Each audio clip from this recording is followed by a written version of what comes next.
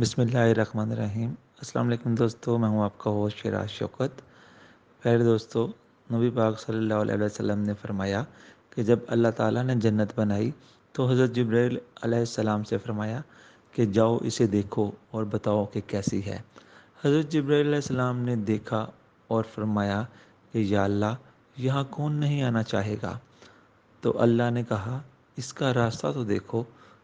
تو وہ حیران ہو کر بولے کہ یہاں کون آ سکے گا اس قدر مشکل راستے سے؟ پھر اللہ پاک نے فرمایا اب دوزخ دیکھو۔